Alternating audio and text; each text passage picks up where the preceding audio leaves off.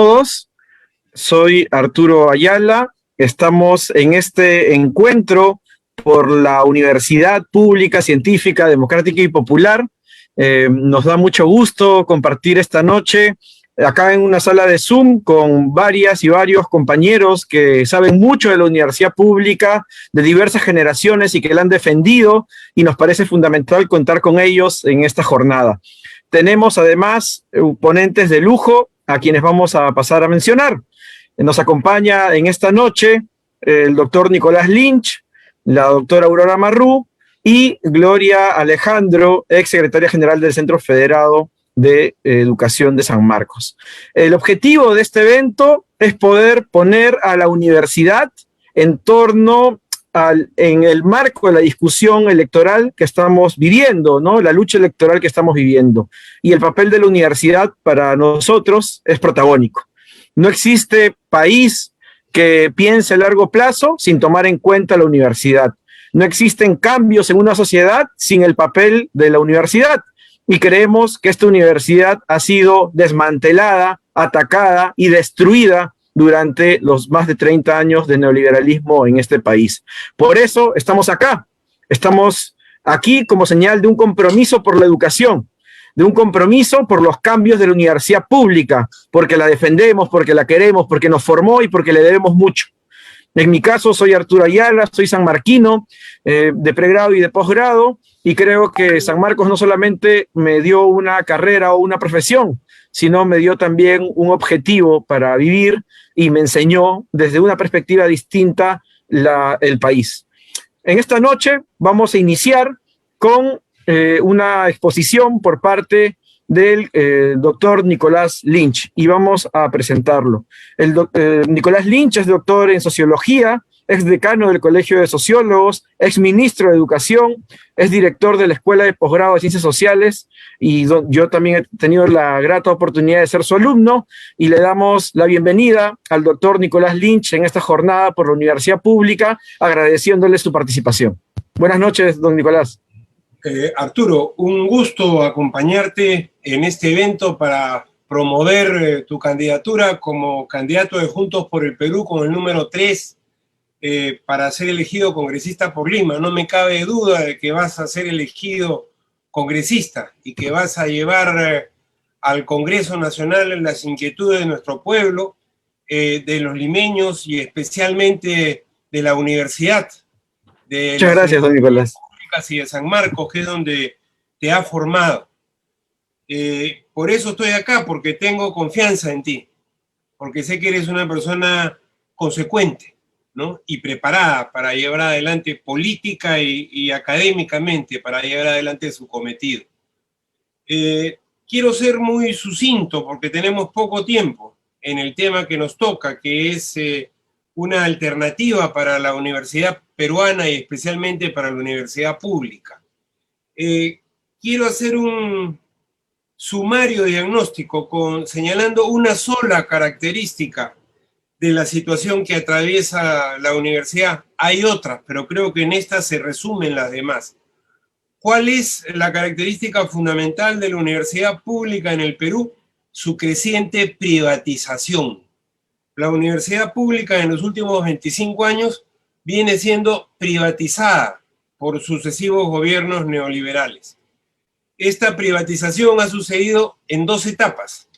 Una primera entre el año 1996 y el 2012, que se inicia con el decreto legislativo 882, promulgado por la dictadura de Alberto Fujimori y Vladimiro Montesinos, y que tiene como objetivo el dar autorización para el establecimiento de universidades empresa, ¿no?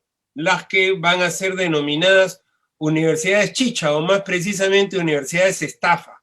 Hasta el año 2012, en que se prohibió la creación de universidades, de más universidades, felizmente, habían 142 universidades en el Perú, de las cuales 91 eran privadas. De estas 91, más de 80 eran estas universidades empresa, estas nuevas universidades empresa, la abrumadora mayoría de ellas sin ningún valor académico. esta ha sido la primera etapa. Esta etapa fracasa porque, como ha sucedido ya en otros lugares del planeta, el dar rienda suelta al mercado, en especial en el plano de la educación superior universitaria, no lleva sino a la bancarrota del sistema. Esto es lo que sucedió con el decreto legislativo 882. Y los gobiernos neoliberales se veían en la urgencia de dar un viraje. Para ello se montaron en una corriente democrática, en un proyecto democrático que venía desde la transición de los años 2000 y 2001 y en los que participamos profesores principalmente de universidades públicas, pero también de algunas universidades privadas, como la Católica, la de Lima, Cayetano, y que formulamos un proyecto de ley universitaria entre los años 2005 y 2008 que finalmente fue acogido por el Parlamento del año 2009 y convertido en ley el año 2014. El proyecto del general Mora es básicamente el proyecto que este grupo presenta a la Comisión de Educación del Congreso el año 2009 y que recogía un conjunto de inquietudes. En primera instancia, de democratización de la universidad peruana, de promoción de la investigación, de reorganización de su estructura interna, de financiamiento, etcétera, etcétera, etcétera. Pero es el asalto del poder neoliberal a través del entonces ministro de Educación, Jaime Saavedra, el que lleva al segundo momento de la privatización, ya no dejando libertad absoluta para la creación de universidades estafa, de universidades negocio, como fue entre el 96 y el 2012, sino en este segundo caso, entre el 2014 y en la actualidad, dando ingentes dineros del Estado a un pequeño grupo de universidades privadas. En la actualidad se calcula que del tesoro público salen aproximadamente 1.200 millones de soles al año, entre las becas de Pronavec, beca 18, beca permanencia, sobre las cuales hay trabajos puntuales de cómo favorecen entre un 80 y un 90% de su presupuesto a un pequeño grupo, entre 8 y 10 universidades privadas. Todas las públicas, las 51 públicas, de las cuales funcionan 47 en realidad, ¿no? Tienen 2.400 millones de soles al año del tesoro público. Bueno, este grupo de privilegiadas privadas tiene 1.200. ¿Se imaginan ustedes? Un proceso creciente de privatización. El Estado siempre le daba por lo bajo plata a las privadas. Financió el 90% de la Cayetano Heredia hasta la década del 80. Y el 50% de la Católica también hasta mediados de los 80. No hay que olvidarse de eso. Jorge Campos Rey de Castro, que fue rector de San Marcos, lo recordaba siempre, ¿no? Sin embargo, con el modelo neoliberal, el financiamiento público de las universidades privadas, o sea, el mundo al revés, se ha aumentado de una forma estratosférica. Frente a este proceso de privatización incontrolable, que no tiene parangón en América Latina en la actualidad, es que tenemos que esbozar una alternativa. ¿Qué cosa planteo yo? 5 puntos para transformar la universidad peruana en su conjunto y principalmente la universidad pública. Primero, que la universidad se ponga al servicio de la democratización y el desarrollo del Perú. El gran problema de la universidad, privada también, pero sobre todo pública, es que se mira el ombligo. Sus problemas son sus problemas internos, ¿no? Y las carreras y las investigaciones se realizan de acuerdo a las necesidades de sus catedráticos o a las presiones de algún grupo estudiantil. Es decir, nuevamente el mundo al revés. Tenemos que mirar al país, tenemos que mirar a América Latina, tenemos que mirar al mundo. O sea, primera cuestión, al servicio de la democratización y el desarrollo del Perú. Segunda cuestión, en esa vía, en ese camino, formar profesionales y académicos que produzcan conocimiento pertinente. No se trata de producir cualquier conocimiento. Dentro de la libertad indispensable hay que producir conocimiento pertinente a nuestro desarrollo. regional y nacional, en todas las áreas del conocimiento. Yo lo veo en San Marcos, el inmenso esfuerzo que hay en este sentido. Es una universidad general que tiene las 5 áreas del conocimiento en este caso. Pero bien, para ello hay que coordinar estrechamente nuestros programas de estudio de investigación con los programas de desarrollo de las instancias de gobierno regional y nacional. Eso es indispensable. Número 3, por una universidad autónoma del poder político, con gratuidad de la enseñanza y cogobierno universitario. Esto es muy importante. Sin autonomía no hay gratuidad y no hay cogobierno que tengan sentido. El cogobierno y la gratuidad van asociadas a la autonomía. Y esto es importante remarcarlo porque vivimos un momento, como vamos a ver en la siguiente característica, de seria agresión a la autonomía universitaria. El Estado debe tener un papel rector, qué duda cabe, ¿no? No se trata de tener una posición autárquica frente al Estado, pero rector, no como sucede hoy día por la vía del SUNEDU, de injerencia cotidiana en los asuntos de la universidad. Eso es gravemente equivocado y va de la mano con esta política de privatización. Avanza hacia el control. Cuarto, por una regulación de la educación universitaria democrática con un organismo que surja de las propias universidades y no de instancias ajenas a ella, como es el caso de la Superintendencia Nacional de Educación Superior Universitaria, llamada también por su acrónimo SUNEDU.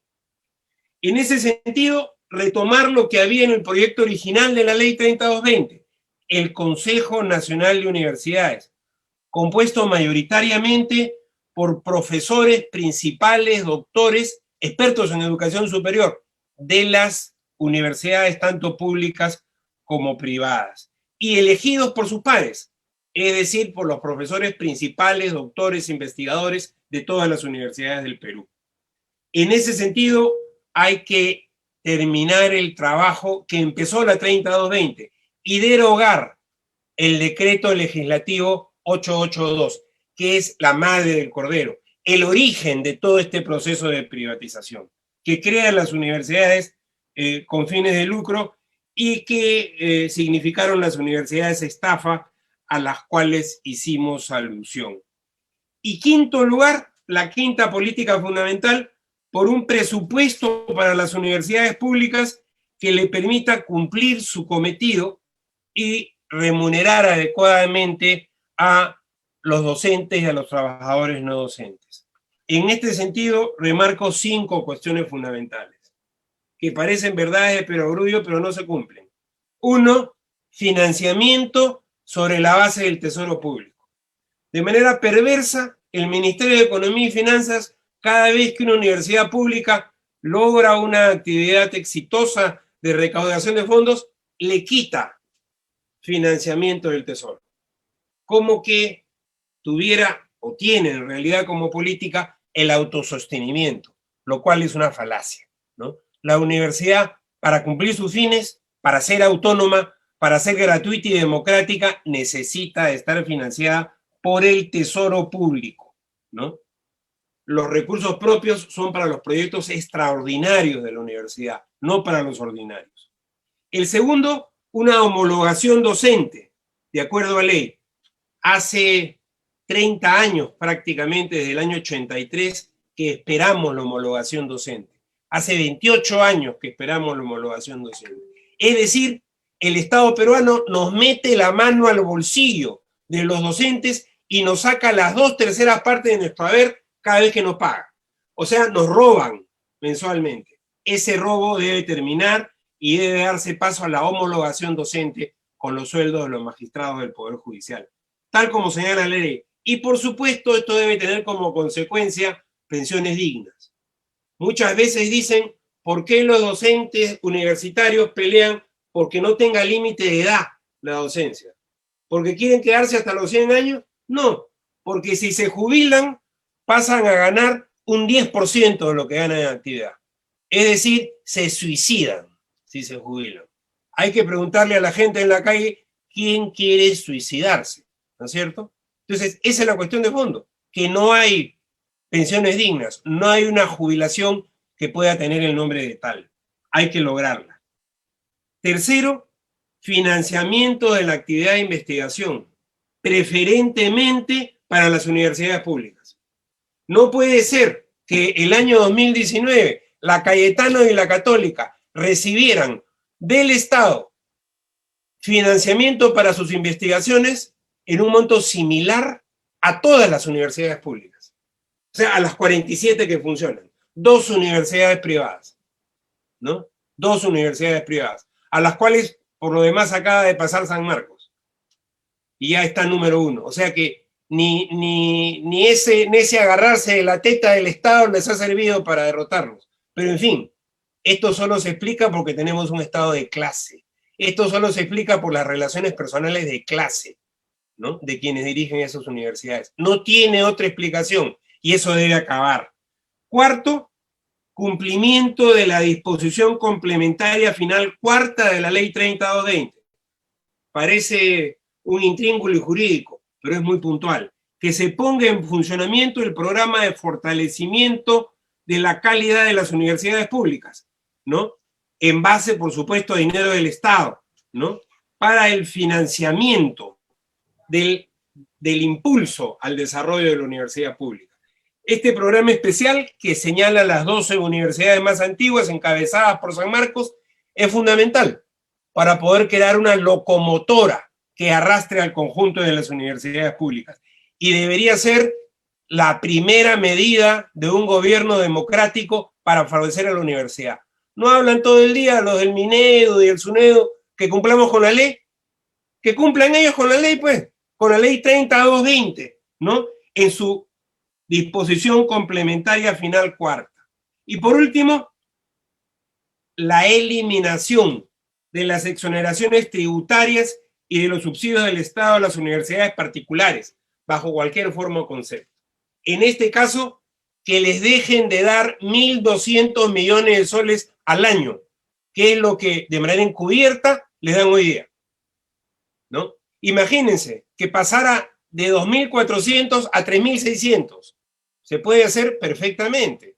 Si se sigue la Constitución y las leyes, esa sería la conclusión lógica, ¿no? Sin llevar adelante cuestiones muy tremeundas. Pero el carácter de clase de este Estado lo impide. Si queremos un Estado democrático, si queremos empezar a caminar hacia un Estado democrático, esta sería la siguiente medida a tomar. Que las exoneraciones a las privadas pasen a engrosar el presupuesto de las públicas. Muchas gracias y suerte, Arturo.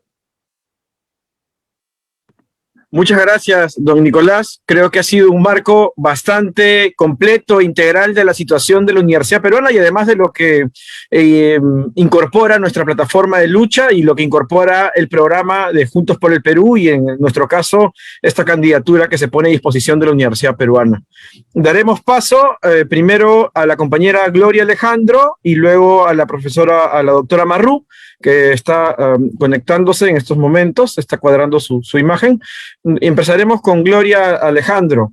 Gloria es, además de ser una excelente compañera, una gran amiga, ha sido secretaria general del Centro Federado de Educación y ha sido parte de este cuerpo directivo de una de las últimas importantes luchas de San Marcos. Le hemos acompañado, le hemos visto siempre en acción y creo que es parte de estas nuevas generaciones, ahora ya como profesional en educación, que seguramente darán mucho que hablar a futuro en la defensa de los derechos de la educación pública. Bienvenida, Gloria. No, gracias, Arturo, por la presentación. Es cierto, sí, somos buenos compañeros y para nadie creo que es oculto de que voy a votar por Juntos por el Perú y por Arturo Ayala. Y me parece muy importante de que esté en agenda este punto, ¿no? De la universidad pública, científica, democrática y popular, porque mucho se ha vulnerado a la universidad pública. Yo como sanmarquina, desde que ingresé a San Marcos, pude, como se dice, tocar piso y conocer la realidad de la universidad en nuestro país. Luego tuve la oportunidad también de conocer otras universidades a nivel nacional públicas y por ahí, ¿no? Hacer la comparación. Hay muchos compañeros que, bueno, el día de entre ayer y hoy me atreví a hacer como una pequeña encuesta, ¿no? De qué opinan sobre la universidad pública, científica, democrática y popular, en referencia a su misma universidad. Y es un poco chocante, digamos, las opiniones, las posiciones que he recibido, los mensajes, ¿no? Porque muchos hablan de corrupción, muchos hablan de estafas, de sus autoridades tan intransigentes, corruptas, antiestudiantiles, y de por sí esa característica o ese carácter antidemocrático que tienen las autoridades he podido verla en San Marcos, ¿no? Pero también soy consciente de que esa realidad que he visto en San Marcos no es la única ni tampoco es la peor, ¿no? Hay otras universidades a nivel nacional de que sufren los estudiantes, sufren los estragos de lo que ellos hacen. Por ejemplo, algunos ahora me mencionan que aún en pandemia se les cobra hasta por matrícula, ¿no? Cuando no debería de ser. Estamos hablando de una universidad pública. Siempre en San Marcos, desde que, bueno, mi ingreso como estudiante, he visto el defender este derecho, ¿no? El derecho a la educación, y eso es lo que se debe de entender, de la educación no como un servicio, sino como un derecho. Eso es lo que se debe entender y que todos debemos entender, porque a veces cuando como estudiantes exigimos gratuidad de la educación, de la enseñanza, incluso en ciclos como el verano, se sorprenden, ¿no? Y dicen, ¿cómo? Eso no está, no está presupuestado. Pero eso, el que no esté presupuestado no quiere decir de que esté mal o de que lo que estemos pidiendo sea algo descabellado, sino que estamos dentro de nuestros derechos que se nos han arrebatado. Bueno, este modelo de universidad lo venimos viendo desde ya más de 100 años, ¿no? Con la reforma de Córdoba, con el grito de Córdoba, en el cual se plantean la gratuidad de la enseñanza, el derecho a la educación, la autonomía universitaria, la representación estudiantil, ¿no? Como el cogobierno, que ha sido una defensa continuamente de los estudiantes y que ahora también se ha visto vulnerada con la ley universitaria. El compañero Nicolás Lynch ha explicado mucho todo este proceso por el que ha pasado las universidades en el tiempo del neoliberalismo, que es lo que sobre todo ha hecho daño a nuestras universidades públicas y que podemos verlo a través de una ley universitaria que se nos ha impuesto y que ahora también son los estudiantes quienes sufren estos estragos en cuanto a la privatización. Se nos cobran, por ejemplo, lo que es la matrícula, y en lo que les hablaba, ¿no? Se vulnera la representación estudiantil, lo que viene a ser el cogobierno. Se ha pretendido vulnerar también la representación gremial, ¿no? Hay muchas universidades en las cuales las autoridades no reconocen a los gremios como una representación estudiantil. ¿Por qué? Porque mayormente los cogobiernos se han servido como funcionarios de las autoridades y pues obviamente no reconocen a los gremios que realmente representan los intereses estudiantiles, ¿no? Todo esto desde dentro de la universidad se observa y siempre ha sido un motivo de lucha, ¿no? De defender los derechos estudiantiles, de levantar la voz ante un abuso de las autoridades. Venimos sufriendo este proceso de privatización desde ya muchos años. He podido ver algunos estudios, ¿no? Desde el año 1960 hasta el 2018, se ha visto mayormente el crecimiento de las universidades privadas que las universidades públicas. Y eso también nos evidencia o nos da una cara de la privatización, ¿no? Porque el ver que las universidades privadas son más en número que las universidades públicas, entonces un estudiante o los estudiantes se les limita el acceso, ¿no? O se se da a pensar de que el acceder a la universidad es para pocos, cuando eso debe ser distinto. Debe ser una universidad pública, popular, para el pueblo.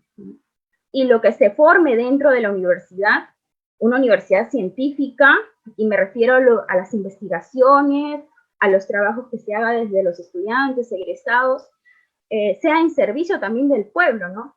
Porque no nos vamos a servir, no vamos a tener, vamos a servirnos de la universidad para servirnos a nosotros mismos, sino la universidad, lo que nos da, nosotros lo damos hacia el pueblo, ¿no? Eso debemos siempre sentirlo, ¿no? Ese sentido de la universidad, una universidad popular para el pueblo. Siempre en la universidad se ha tratado de minimizar ciertos derechos, ¿no? Algo que estaba olvidando. Por ejemplo, el derecho a la alimentación, el derecho a la vivienda. En San Marcos, muchos estudiantes tienen esta necesidad y que han luchado mucho, ¿no? Y no solamente han luchado para que puedan acceder a estos derechos como la vivienda, sino también han luchado para que no los voten. Entonces no se está respetando el tema de la universidad pública, ¿no?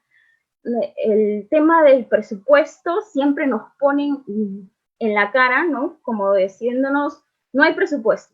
Y ese tema del presupuesto yo lo pongo como otro punto de privatización, porque las universidades públicas cada vez y cada año nos acortan el presupuesto. ¿Por qué? ¿Y para qué?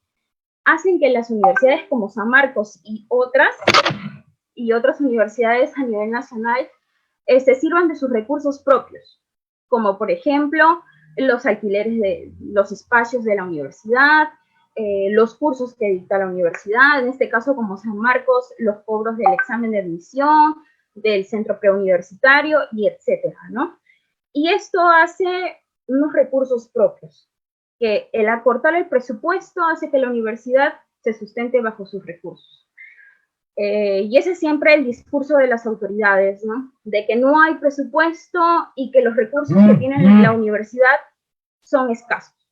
Y eso es una excusa que no debe de ser tomada ni aceptada ni siquiera por los estudiantes, ¿no?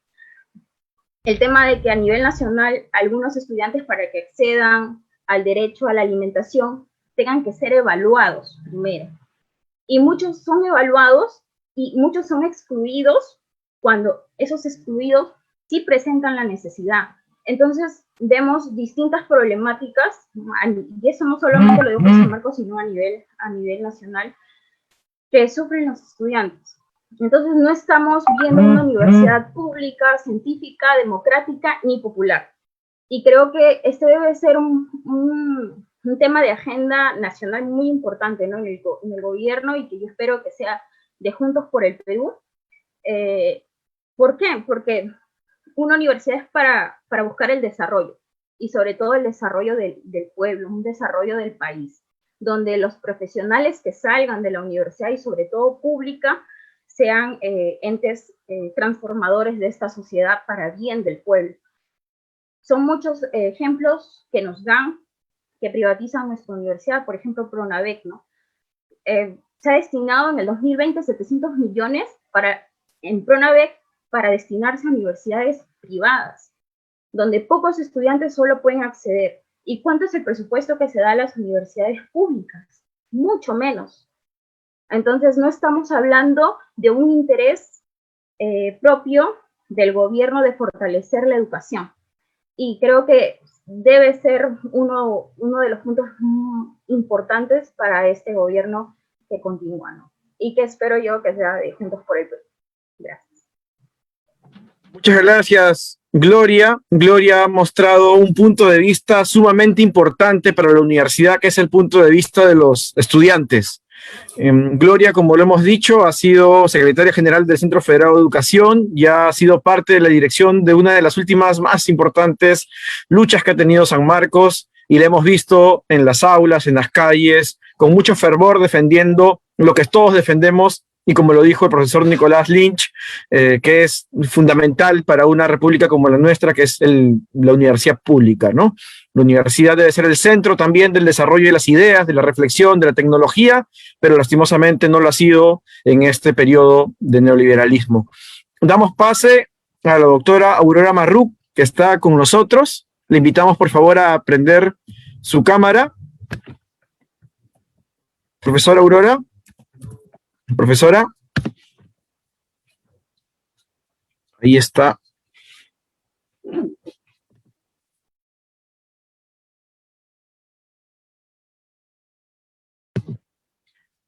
Hola. Creo que está teniendo problemas con la conexión.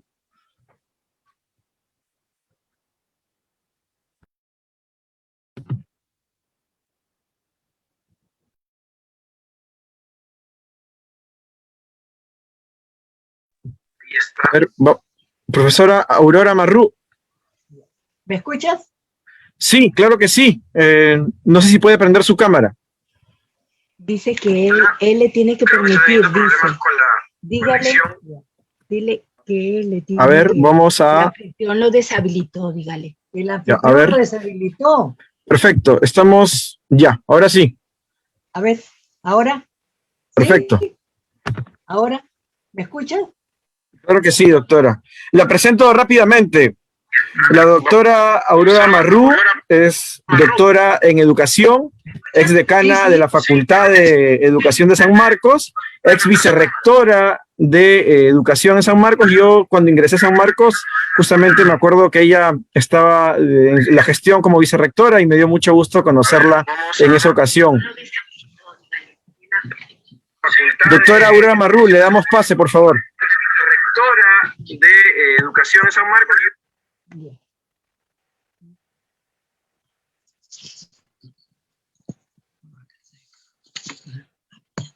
¿Puedo hablar? ¿Me escuchas?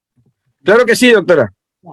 Buenas noches, muchas gracias por la participación, felicitando a Arturo y a su equipo por poner realmente en debate este tema que debe de suscitar un interés a nivel no solo de política de Estado, sino también de la sociedad, porque la universidad fundamentalmente es una universidad que tiene que estar y está al servicio, y su razón de existir es el desarrollo de la sociedad en su conjunto, ¿no? Por eso reitero mi felicitación.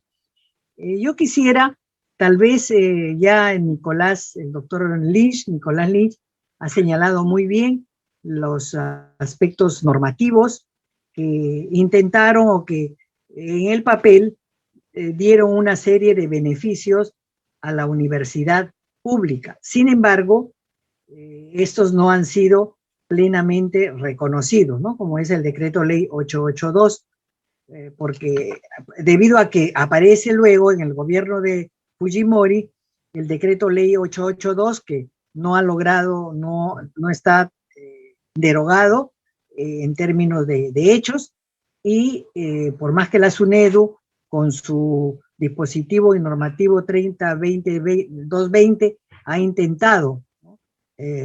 Diríamos, superar estas limitaciones que se arrastra desde el gobierno de Fujimori, encontramos que aún la universidad no logra su estatus como institución para la sociedad.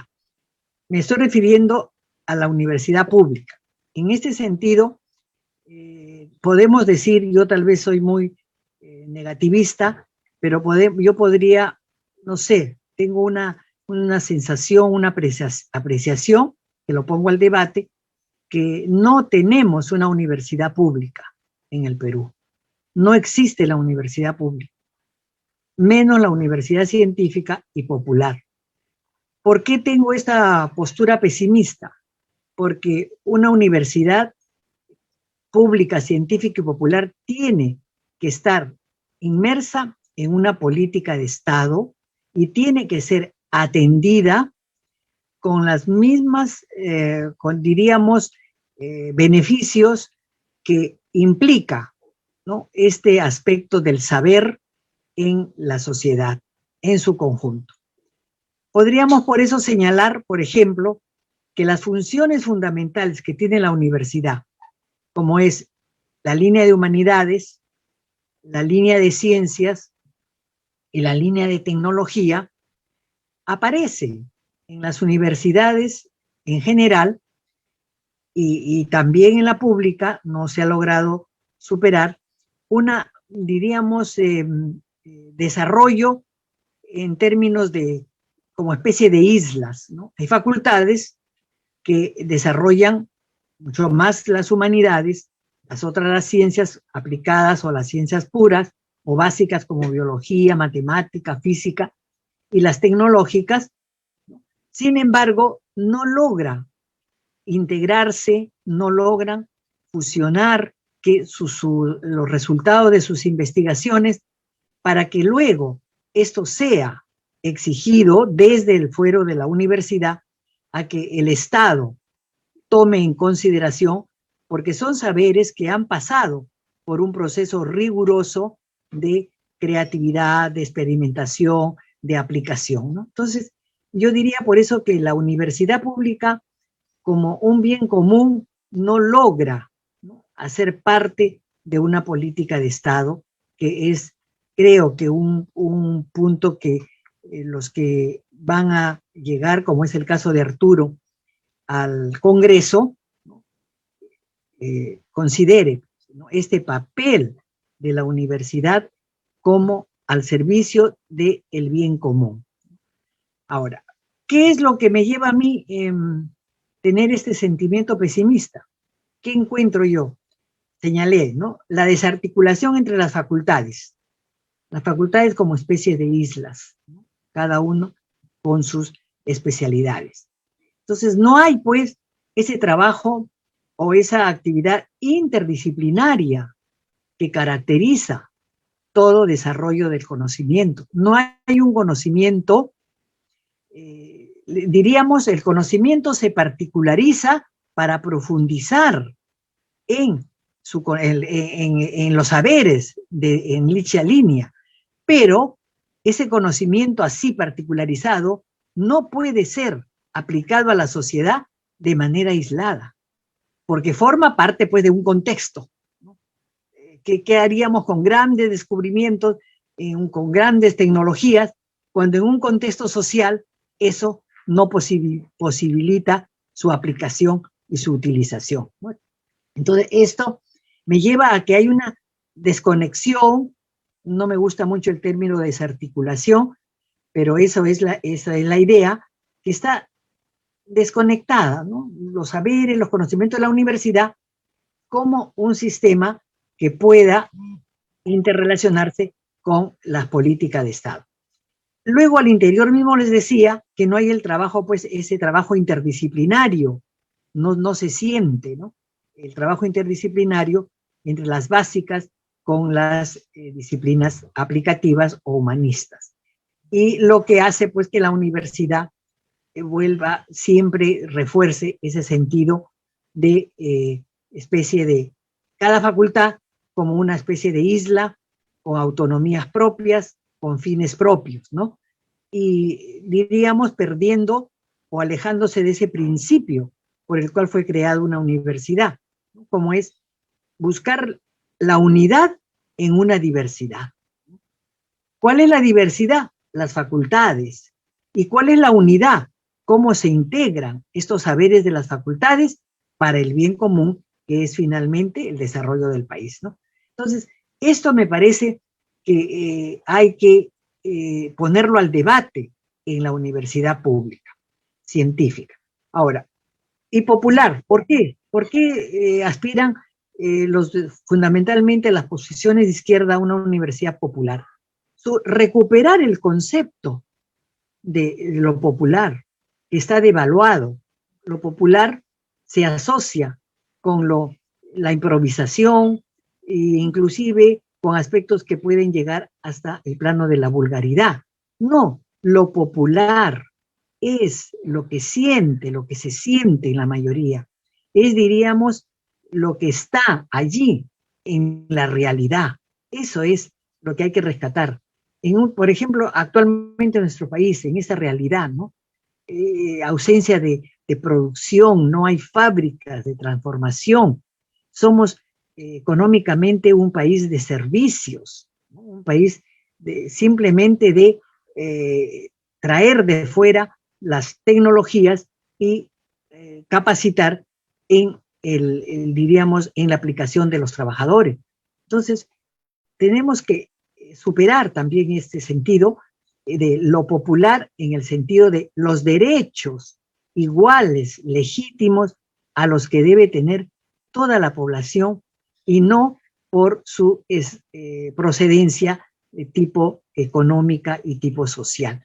Entonces, ese es el sentido de una universidad popular, ¿no? Entras a una universidad sin ningún atisbo, ningún rasgo de nada que pueda presentarse o pueda manifestarse como una discriminación en los derechos, ¿no? Y que fundamentalmente pues pasa por lo económico. Por eso es popular abrir esas posibilidades, no solamente como beneficio por su estatus económico, sino ligado pues su situación económica a su rendimiento, ¿no?, intelectivo que ha dado muestras en sus años de escolaridad. En ese sentido, la universidad pública tiene que recuperar ese concepto fundamental de lo popular, y lo científico también en el sentido de está ligado, no porque es popular, como les decía, es pues lo que está ajeno a el conocimiento riguroso, el conocimiento sistemático, ¿no?, sino que un conocimiento que, como diríamos, puede resultar en un caso, pero en el otro no. Así vamos perdiendo, diríamos, las capacidades de una población que tiene que ir desarrollando esa potencialidad de creatividad. ¿Y asociado a qué? A lo científico, ¿no? Por eso la universidad pública, cuando es popular, no está en oposición, ni está siendo, diríamos, superado por ese sentido de un bien común igualitario, ¿no?, poniendo en riesgo o limitando su desarrollo científico, sino más bien la ciencia, ¿no? Una ciencia también, justamente en la ciencia, que es el desarrollo, es la actividad por el cual el hombre descubre, el hombre cuestiona, el hombre innova. Ese es el papel del científico, ¿no? No es solamente de aplicar lo que han hecho en otras sociedades, sino también de estimular esa capacidad de creatividad, de transformación y de difusión del conocimiento que va a coadyuvar a un avance de la sociedad en su conjunto en el concepto de lo popular. Entonces, yo pienso que eso nos falta todavía, nos falta a nivel de concepto y de concientización, ¿no?, aunque puede parecer esto un término muy trillado, pero es que tenemos que asumir quien entra a la universidad, entra con un rol, con un papel, y también con una situación de un cierto privilegio que la sociedad le ha otorgado, y él tiene, estudiante en primer nivel y luego profesional, tiene también que desarrollar esa capacidad retributiva, ese sentimiento retributivo, ¿no?, aportando a su universidad con saberes, con conocimiento, ¿no?, y vinculándose pues siempre de sus facultades en sus quehaceres fundamentales. Eso es lo que a mí me parece que está faltando, ¿no? Por eso yo le encuentro una desconexión, ¿no?, un alejamiento. Y el otro punto que también me parece que tenemos que ponerlo en un primer plano y también recuperar el sentido, diríamos, de amplio, popular, es la actividad de la investigación, ¿no? Muchas universidades se convierten en facultades, la investigación hace, antes que unir y juntar e intercambiar los saberes, hace que se van formando especies de pequeñas comunidades que entre ellas mismas ni siquiera comparten sus avances, ¿no? Y entonces la investigación realizada de esta manera no es la que beneficia a una universidad pública. La investigación tiene que ser puesta al debate, conocimiento en el claustro materno, en las facultades primero, luego en la universidad, convocar para que no solo el que hace investigación, pues, es una élite, ¿no? No, la investigación que hace este grupo tiene que ser compartido con los profesores que, por su dedicación a la enseñanza, no han podido avanzar en el campo de la investigación y que muchas veces son mirados como profesionales o funciones de segundo orden. El que enseña, segundo orden, el que investiga está en otro nivel. Y no es así. Y yo quiero traer aquí a colación lo que Salazar Bondi destaca, ¿no? El filósofo y educador, en el valor que tiene la enseñanza. Si no enseñamos, no se comparte, no se difunde y a la vez no se aplica y se constata lo que la investigación en un laboratorio, ¿no?, ha producido. Entonces, la enseñanza tiene que estar ligada en la universidad a la investigación, ligada, ¿no? No ser puesta como una actividad de segundo orden. Esto me parece que es importante que los jóvenes profesionales y los que estamos todavía en la universidad y pensemos en la universidad, sigamos, ¿no?, subrayando esa conexión en las funciones.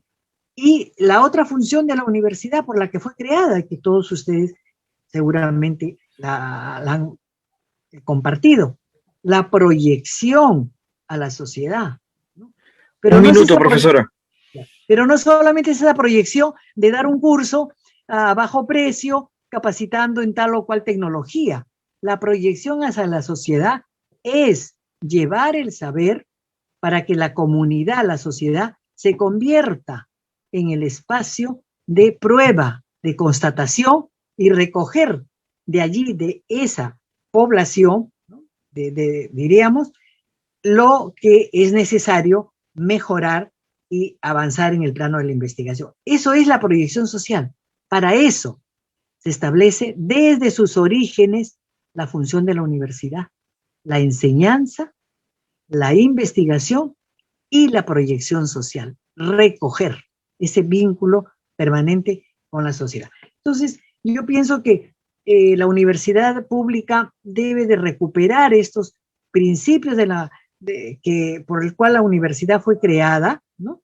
Una universidad humanística, una universidad científica, una universidad popular, pero todo ello ligado ¿para qué? ¿Para qué? ¿Para que se quede en el laboratorio? ¿Se quede en las paredes de la universidad? No.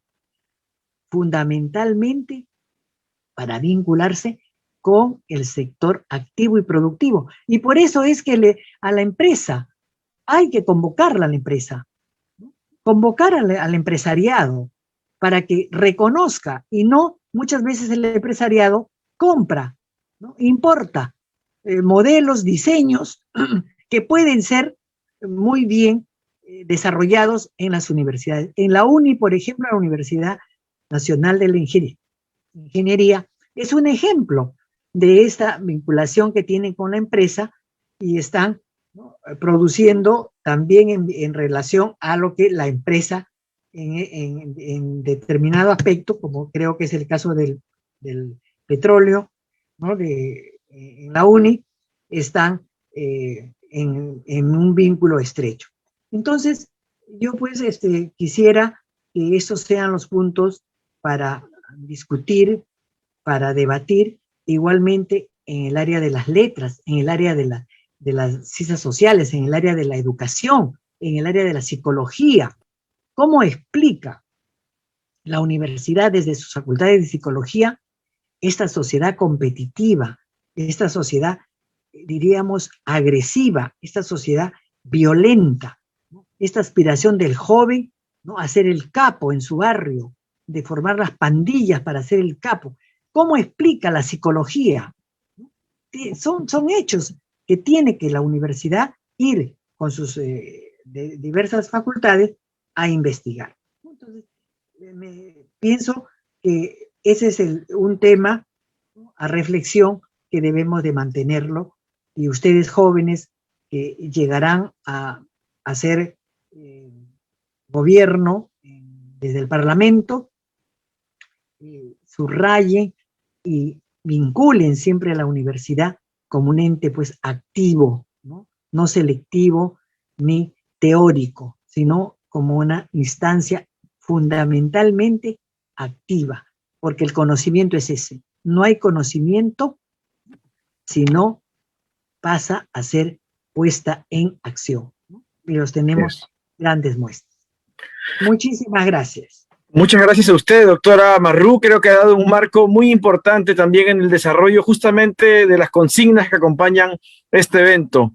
Y efectivamente nuestro compromiso con la universidad, especialmente con la universidad que nos ha formado, nuestra alma mater, San Marcos, pero con la universidad pública en general. Para ir cerrando el evento, vamos a dar una última ronda de intervenciones, de palabras, de más o menos 3 minutos. Se ha dicho muchas cosas. La doctora Marrú creo que ha partido de un optimismo, de un pesimismo mariateísta, ¿no? Que era pesimismo de la realidad, pero optimismo del ideal, ¿no? Porque creemos que el futuro puede ser diferente y mejor. Doctor Nicolás Lynch, tal vez algunas palabras antes de que se pueda retirar usted. Sí, brevemente, la carencia de un movimiento universitario. Yo creo que este es un tema fundamental. Lo que existe hoy día en la universidad, principalmente en la universidad pública, son acciones esporádicas, ¿no?, del movimiento estudiantil, a veces de algunos trabajadores. Muy poca actividad docente en términos de movimiento social y menos movimiento universitario. El movimiento universitario ha pasado a mejor vida, entendiendo el movimiento universitario como movimiento de estudiantes y de docentes, con el concurso también de los trabajadores no docentes. Ese movimiento de todos los componentes de la comunidad universitaria no existe. Es más, muchas veces, y sobre todo entre los estudiantes, consideran a los profesores sus patrones, ¿no? Consideran a los profesores el estamento contra el cual tienen que luchar, cuando los profesores también somos parte de la opresión que desarrolla el Estado contra la comunidad universitaria. Entonces yo creo que una tarea de primer orden es recomponer el movimiento universitario, ¿no? Y entender que el movimiento universitario tiene una responsabilidad institucional, ¿no?, que es fundamental a tomar en cuenta, ¿no? Por ejemplo, la necesidad de luchar por más presupuesto del Tesoro Público, ¿no? Eso es una cuestión central. Sin embargo, la consigna central, ¿no?, sin embargo, está dejada de lado, ¿no? Muchas veces los estudiantes le exigen a autoridades que simplemente no tienen ningún dinero, ni siquiera en sus cuentas personales, ¿no? Entonces esto lleva a la destrucción de escuelas, de facultades, de porciones importantes de los campus universitarios. Entonces hay que encauzar la lucha, entendiendo que el adversario es justamente el Estado, que con una determinada orientación económica y política neglige a la universidad pública, no le interesa a la universidad pública, ni como espacio académico y cultural, ni por supuesto como espacio político y de contribución al desarrollo nacional. Entonces, quisiera que quedara esto en mi intervención como final, la necesidad de reconstruir el movimiento universitario sobre una plataforma común. Muchas gracias, doctor Nicolás Lynch. Y efectivamente, cuando nosotros estamos participando, por ejemplo, de este proceso electoral, no lo hacemos al margen del movimiento de donde venimos, ¿no? Y creo que eso es lo importante de Juntos por el Perú, que no refleja gente que haya comprado un número o que haya improvisado para estar en política, sino que reflejamos espacios sociales existentes, la universidad, el campo, los maestros, los trabajadores. Nosotros venimos a representar un movimiento, a querer engarzar las reivindicaciones de este movimiento con la institucionalidad que hasta ahora ha estado al margen, digamos, y ha estado separada de esta reflexión, ¿no? Venimos desde la universidad pública para transformar la universidad pública, no desde un escritorio. Nadie nos está contando la realidad de la universidad pública. Nosotros la hemos vivido y sabemos que se debe cambiar. Muchas gracias al doctor Nicolás Lynch por acompañarnos esta noche. A la compañera Gloria Alejandro le damos la palabra para que pueda hacer su cierre en esta jornada. Bien, bueno, antes de poder expresarme, quisiera decir que siempre es un placer escuchar a la profesora Marrú y expresar mis respetos hacia la profesora en mi facultad, ¿no? La Facultad de Educación. Fui su profesora. Y tomar lo que ha dicho el compañero Lynch, ¿no? Que debemos encauzar la lucha. Y las luchas de la universidad no están desligadas de las luchas del pueblo, al contrario, ¿no? Están muy unidas, y una de estas debe ser la lucha por una nueva constitución. La lucha por una nueva constitución que haga frente a esta privatización de nuestras universidades públicas. Universidades públicas donde se debe fortalecer el movimiento de los tres estamentos, como ya lo habían mencionado, ¿no? Los estudiantes, los docentes y los trabajadores. La representación de los derechos, intereses de estos tres estamentos deben ser debidamente representados en los órganos de gobierno de cada universidad y atendidos también, ¿no? Mucho se ve la desatención de los derechos incluso de los trabajadores. El respeto a la gratuidad de la enseñanza debe ser fundamental para que muchos estudiantes puedan acceder a esto, ¿no? Se habla de una universidad científica cuando no se le da el acceso o la oportunidad a más estudiantes. Y que obviamente esto debe ser todo encajado en unas políticas de Estado donde se debe de velar por una universidad pública, científica, democrática y popular. Gracias. Muchas gracias, Gloria. Y reitero que Gloria es parte de esta nueva generación de maestras y maestros que se incorporan al mundo laboral con la experiencia de haber luchado defendiendo a su universidad, defendiendo la educación pública, que es la educación de todas y todos. Doctora Aurora Marrú, para dar sus palabras finales en esta jornada. Muchas gracias. Como lo señaló también Nicolás Lynch, el tema central, fundamental en una universidad pública es la recuperación de su atención presupuestaria. Eso es fundamental. En ese sentido, como lo señaló el mismo profesor, no se entiende cómo universidades privadas se beneficia con algunos fondos del Estado. Lo ha señalado el doctor Lynch, el caso de Católica, el caso de Cayetano, para la investigación. Y la universidad pública no puede tener plenamente una atención económica en este campo. Eso me parece que es importantísimo. No es que estemos en una lucha, ¿no?, entre universidad pública y privada, no se entienda, sino la responsabilidad del Estado.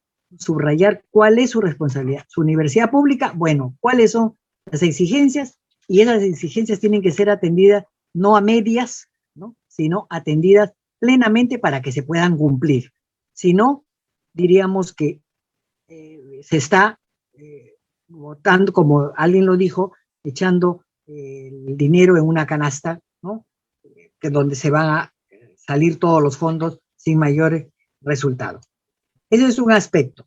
El segundo punto, porque para investigar, ustedes jóvenes tienen que reconocer que para investigar se requiere dos exigencias, cumplir dos condiciones: dominar el tema conocer el tema que se iba a investigar.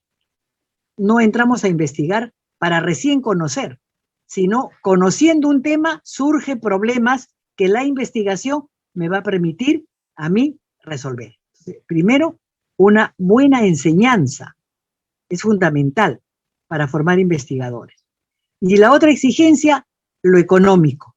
No se puede investigar sin un presupuesto económico.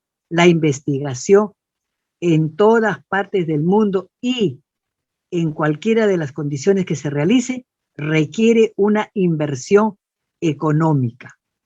Los medios, los materiales, los instrumentos, el tiempo que va a dedicar el investigador. No puede, pues, el investigador estar con la tarea de búsqueda de su resolución de problemas y dejar a un lado, comparándolo de manera vulgar, como si fuera, pues, un cuaderno, lo cierro y me voy a hacer otra actividad. Luego vuelvo, lo abro y continúo. No, la investigación necesita una continuidad que requiere tiempo y el investigador tiene que estar reconocido en ese tiempo. De ahí, yo también les pediría recuperar el otro estatus del profesor, no diría estatus, sino sus niveles de dedicación del profesor. Tiempo completo, dedicación exclusiva. Y el tiempo completo y la dedicación exclusiva se alcanza, se llega a esos niveles con la investigación, pero requiere también que la universidad pueda otorgarle las condiciones también materiales, un espacio. Si tenemos investigaciones humanísticas, necesitamos salas para organizar nuestra información, las bibliotecas, ahora como viene la información, ¿no?, que está mucho más facilitada con este medio electrónico. Sin embargo, necesitamos de esos medios. No se puede, pues, al maestro, al profesor, obligarle dedicación exclusiva y tiempo completo su investigación. ¿Qué investigación? ¿En qué momento? Y luego el vínculo permanente con el alumno.